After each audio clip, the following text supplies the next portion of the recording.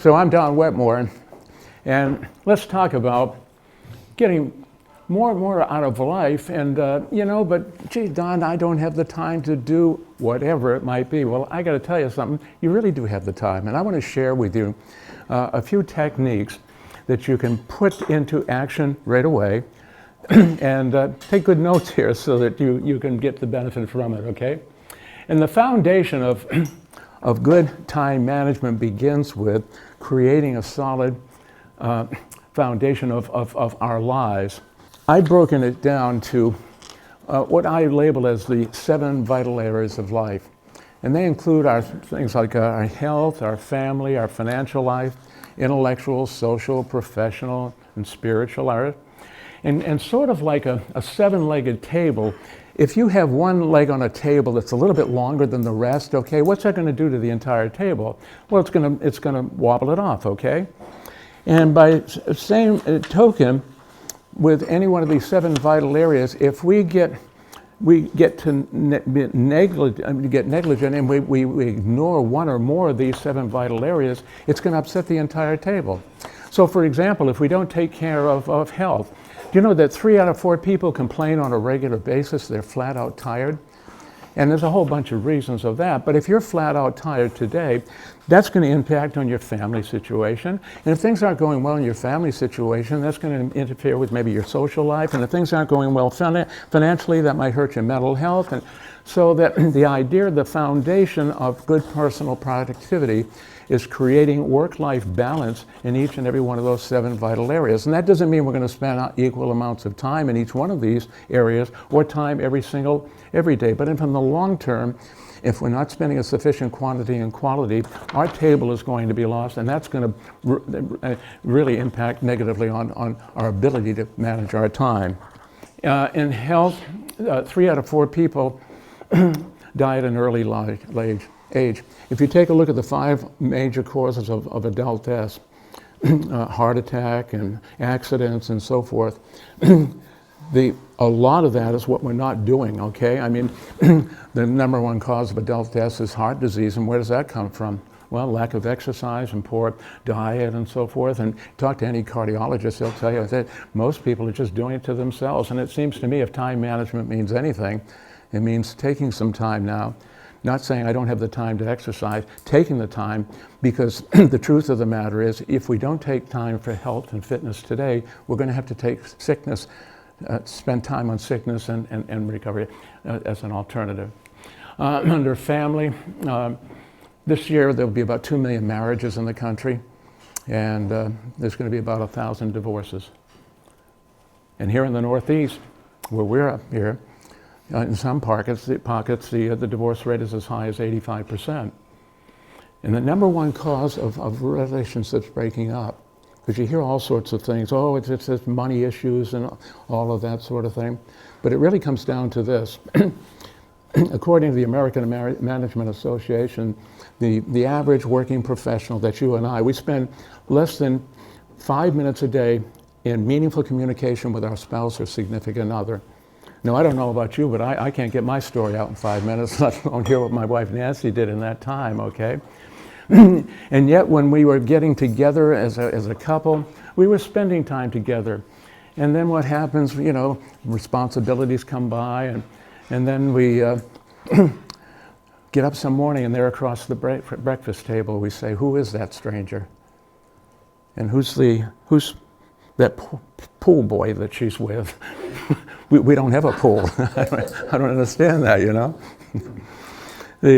My buddy Dougie, he's a contractor, and he works 9 days a week, you know, and he doesn't have time for anything. And he lost his electricity, and it was very. I said, so what did you do? And he said, well, I couldn't do anything. It was dark, and my phone was needed charge. I couldn't get on the internet. And I said, but what did you do? You had to do something. He said, well, I sat and I talked to my wife.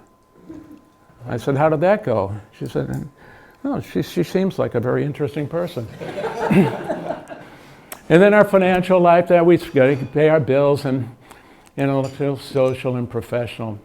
So the foundation starts with creating work-life balance, okay? And we'll give you a couple of tips now to how to do that, okay?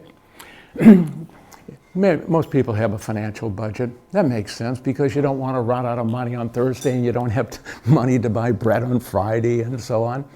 And so we have 168 hours in our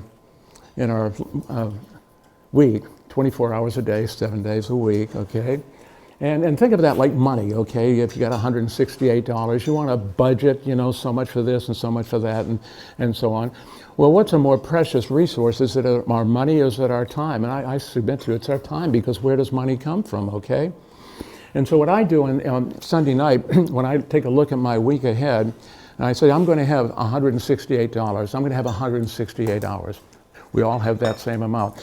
I got to take off the top, I got to take away from sleep, and for me it's 8 hours a night, 7 nights a week, that's 56 hours, so, and got to work, okay, and got to pay the bills, okay, and so that's 45, 50 hours, and but when you kind of take it away, that leaves about 30 or 40 hours where we have choices, okay?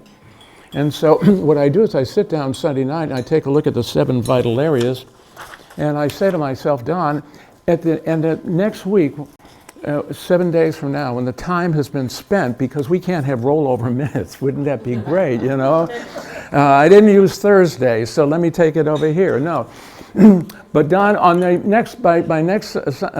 next Sunday, 7 days out, when the time has been spent, how much of your time do you want to save of that extra 40 hours where you don't have to go to work and sleep and all that? How much time do you want to say that you spent on that? And I'll give you a range. It's from 0 to 40 hours.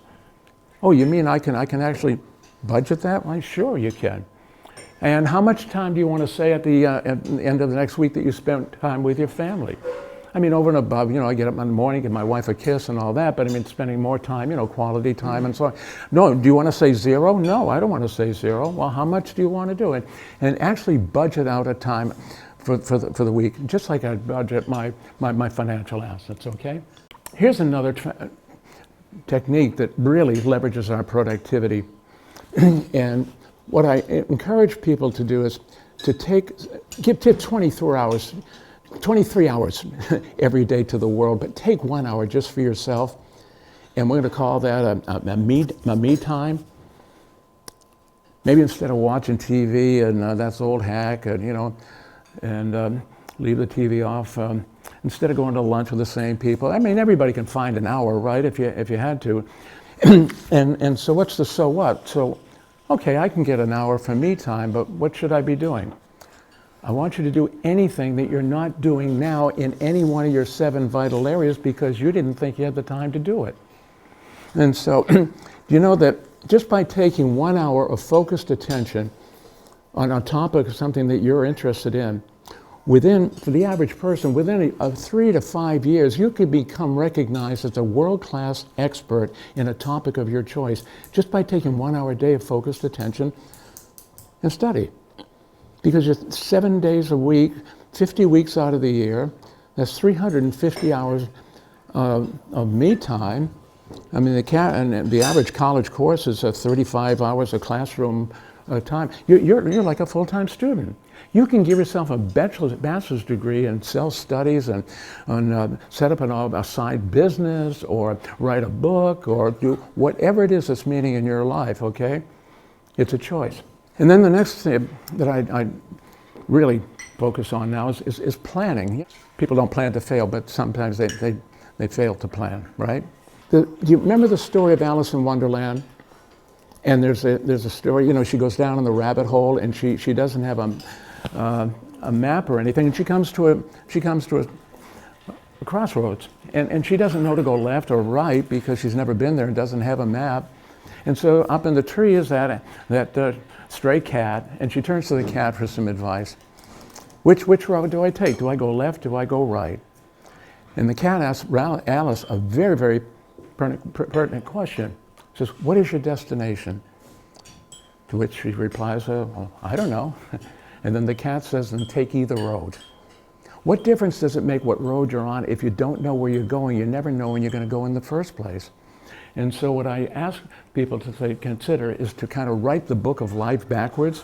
Think about, when we were born, we're all given a book and it had 7 chapters in it, but the pages are all empty because we're writing the story of our lives on every one, in every one of those 7 chapters in the 7 vital areas. And the exercise is, I want you to think about, on the last day of your life, what is it you want to say about your health life?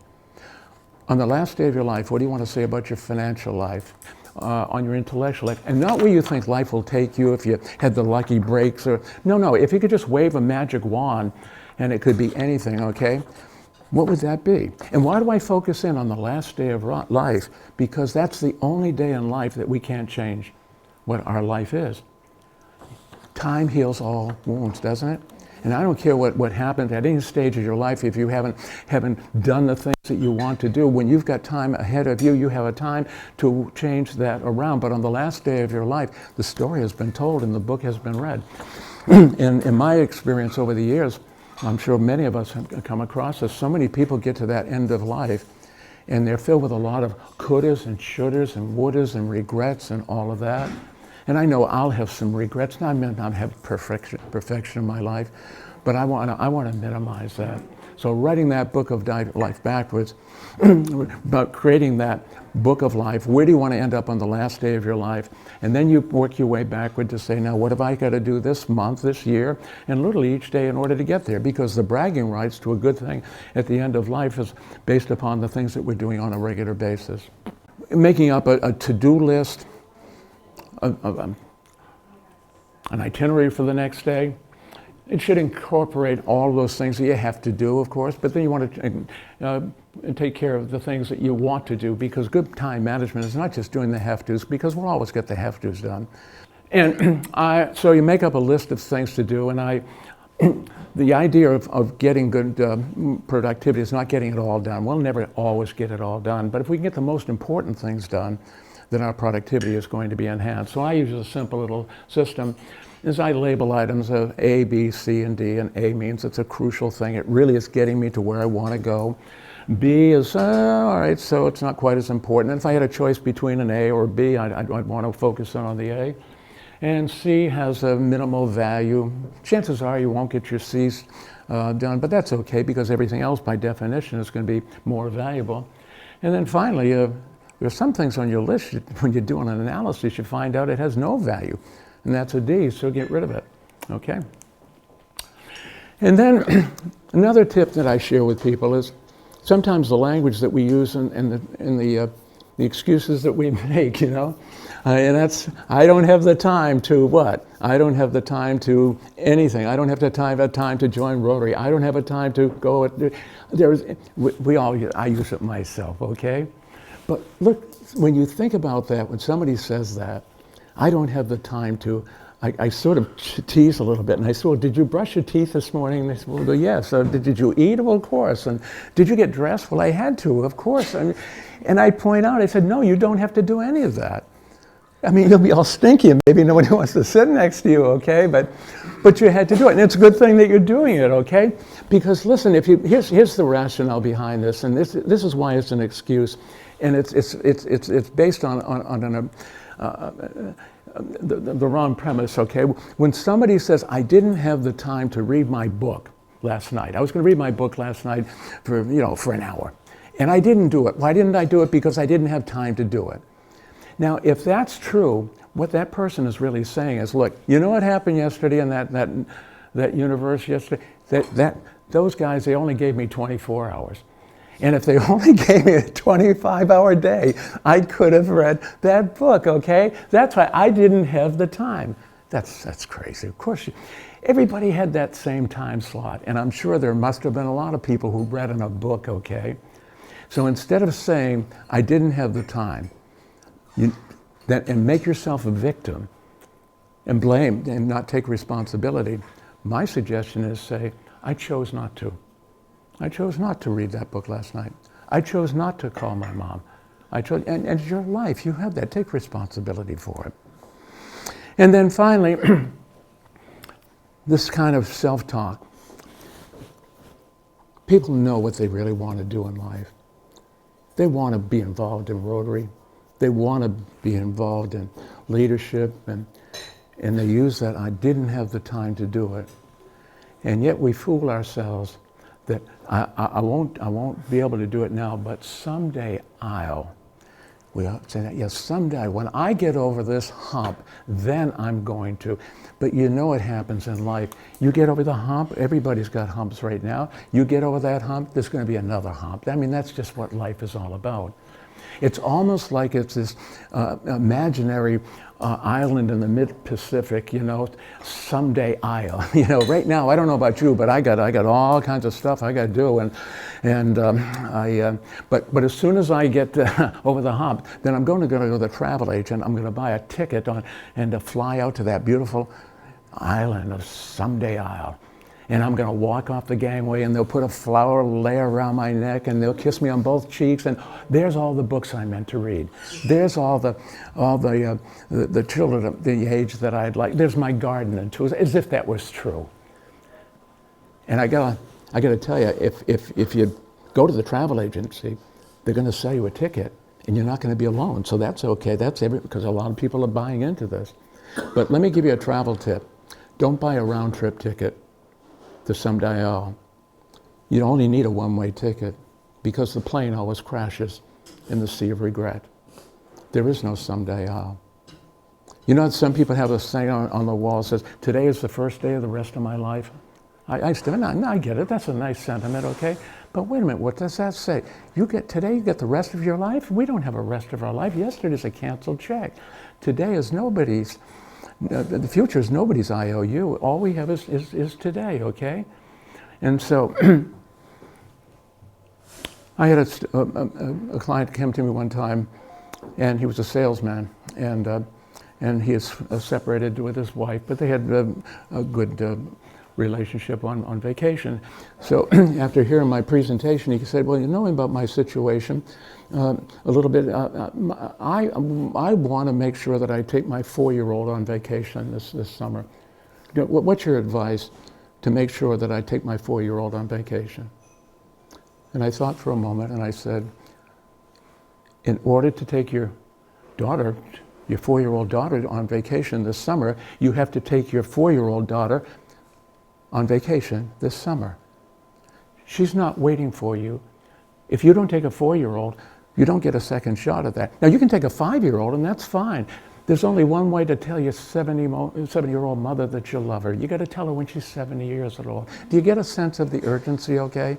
Today's not the first day of the rest of my life, no. And I took that down a long time ago, and I got one on my wall that says, today is the last day of my life. And I don't mean that literally, but it creates a sense of urgency, okay?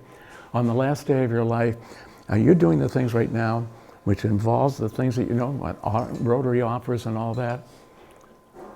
We need to take, we don't have to spend any more time. We just need to take control of our time. And then finally, we break it down. There are 3 kinds of people in terms of this time management and personal productivity.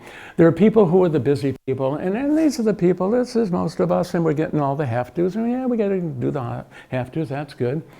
But then we have the too busy people, and these are the people who, they're trying to get it all done, and, you know, they're stretched thin, and, you know, they're running late, they make lots of apologies, things are slipping through the cracks, they're forgetting missed deadlines, and they're tired all the time, out of work-life balance. They're squandering, not spending time, they're squandering time. And then there are the real busy people, which I wish for all of us. And that's the ones that we're taking control of our time, and we're getting the have-tos done and the want-tos done as well. And the irony is, in the world out there, the too busy people seem to be the most productive people. Oh, we ought to be more like Joe over here. Look at him, he's doing all this stuff, 28 things all at the same time and gelling it, all that sort of thing. And the irony is, they're the least productive. Which one are you? It's your choice. Thanks for listening.